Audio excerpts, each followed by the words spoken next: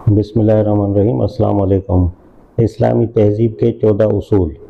कुराए अर्ज़ पर जिस पर हम आप रहते हैं खुदा की अज़ीमुल शान सल्तनत का एक छोटा सा सूबा है।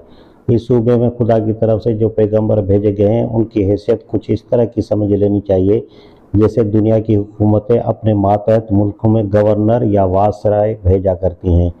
एक लिहाज से दोनों में भारी फ़र्क है।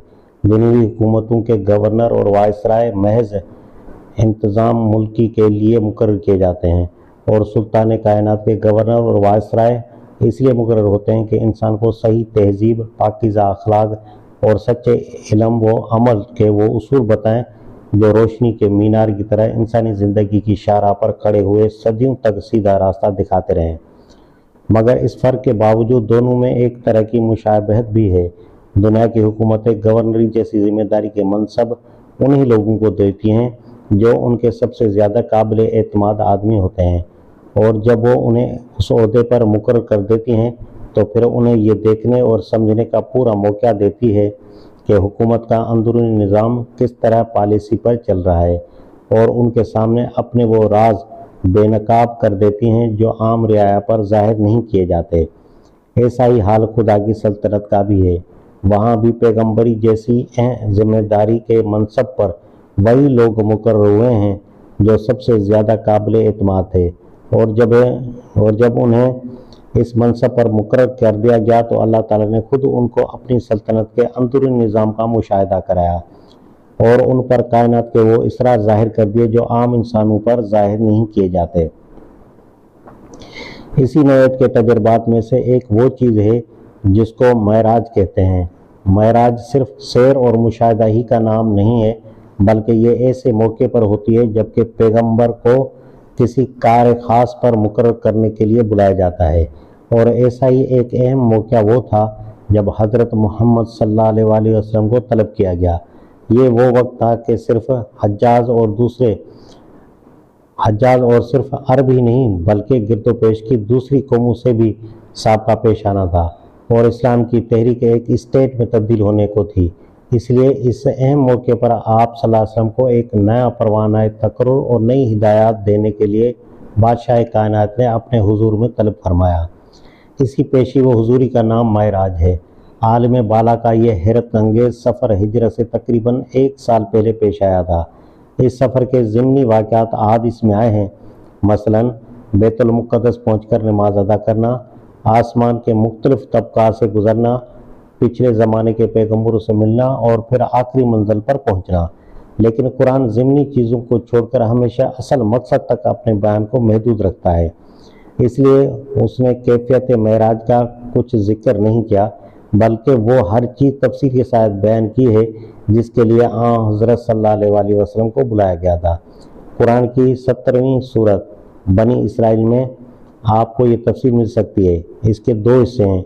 एक हिस्से में मक्के के लोगों को आखिरी नोटिस दिया गया कि अगर तुम्हारी सख्तियों की वजह से खुदा का पैगंबर जिला वतनी पर मजबूर हुआ तो मक्के में तुमको चंद साल से ज़्यादा रहने का मौका न मिल सकेगा, और बनी इसराइल को जिनसे अनकरीब मदीने में पैगंबर को बराह रास्त साहब पेश आना था, खबरदार किया गया कि तुम अपनी तारीख में 2 ज़बरदस्त ठोकरें खा चुके हो और 2 कीमती मौके खो चुके हो। अब तुमको तीसरा मौका मिलने वाला है और ये आखिरी मौका है। दूसरे हिस्से में वो बुनियादी उसूल बताए गए हैं जिन पर इंसानी तमद्दुन व अखलाकी तमीर होनी चाहिए। ये 14 उसूल हैं। नंबर 1, सिर्फ अल्लाह की बंदगी की जाए और इक़्तिदार आला में उसके साथ किसी की शिरकत न तस्लीम की जाए। नंबर 2, तमद्दुन में ख़ानदान की अहमियत मलहूज़ रखी जाए, औलाद वालिदैन की फरमाबरदारी व खिदमत गुजार हो और रिश्तेदार एक दूसरे के हमदर्द व मददगार हों।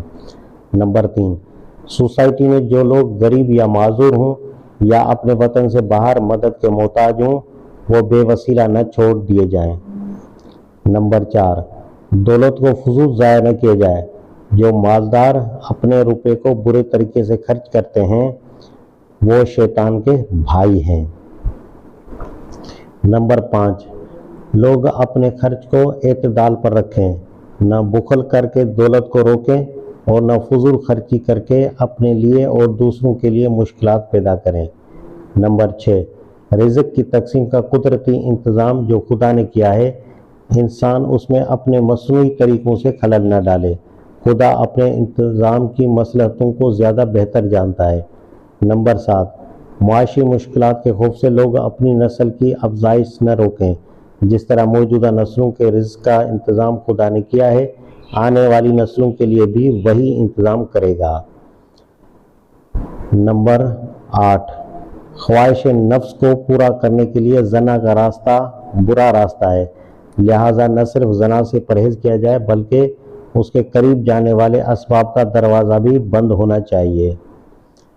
نمبر 9، انسانی جان کی حرمت خدا نے قائم کی ہے، لہٰذا خدا کے مقرر کردہ قانون کے سوا کسی دوسری بنیاد پر آدمی کا خون نہ بہایا جائے، نہ کوئی اپنی جان دے نہ دوسرے کی جان لے۔ نمبر 10، یتیموں کے مال کی حفاظت کی جائے جب تک وہ خود اپنے پاؤں پر کھڑے ہونے کے قابل نہ ہوں، ان کے حقوق کو ضائع ہونے سے بچایا جائے۔ نمبر 11، عہد و پیمان کو پورا کیا جائے، انسان اپنے معاہدات کے لیے خدا کے سامنے جواب دہ ہے۔ نمبر 12، تجارتی معاملات میں ناپ تول ٹھیک راستی پر قائم ہونا چاہیے، اوزان اور پیمانے صحیح رکھے جائیں۔ نمبر 13، جس چیز کا تمہیں علم نہ ہو اس کی پیروی نہ کرو، وہم اور گمان پر نہ چلو، کیونکہ آدمی کو اپنی تمام قوتوں کے متعلق خدا کے سامنے جواب دہی کرنی ہے کہ اس نے انہیں کس طرح استعمال کیا۔ نمبر 14، نخوت اور تکبر کے ساتھ نہ چلو، غرور کی چال سے نہ تم زمین کو پھاڑ سکتے ہو نہ پہاڑوں سے اونچے ہو سکتے ہو۔ یہ 14 اصول جو معراج میں حضرت صلی اللہ علیہ وآلہ وسلم کو دیے گئے تھے، ان کی حیثیت صرف اخلاقی تعلیمات ہی کی نہ تھی، بلکہ یہ وہ پروگرام تھا جس پر آپ صلی اللہ علیہ وسلم کو آئندہ سوسائٹی کی تعمیر کرنی تھی۔ یہ ہدایت اس وقت دی گئی تھیں جب آپ کی تحریک عنقریب تبلیغ کے مرحلے سے گزر کر حکومت اور سیاسی اقتدار کے مرحلے میں قدم رکھنے والی تھی، لہٰذا یہ گویا ایک مینیفیسٹو تھا جس میں یہ بتایا گیا تھا کہ خدا کا پیغمبر ان اصولوں پر تمدن کا نظام قائم کرے گا۔ اس لیے معراج میں یہ 14 نکات مقرر کرنے کے ساتھ ہی اللہ تعالیٰ نے تمام پیروان اسلام کے لیے 5 وقت کی نماز فرض کی، تاکہ جو لوگ اس پروگرام کو عملی جامہ پہنانے کے لیے اٹھیں ان میں اخلاقی انضباط پیدا ہو اور وہ خدا سے غافل نہ ہونے چاہیے۔ ہر روز 5 مرتبہ ان کے ذہن میں یہ بات تازہ ہوتی رہے کہ وہ خود مختار نہیں ہے بلکہ ان کا حاکم اعلیٰ خدا ہے جس کو انہیں اپنے کام کا حساب دینا ہے۔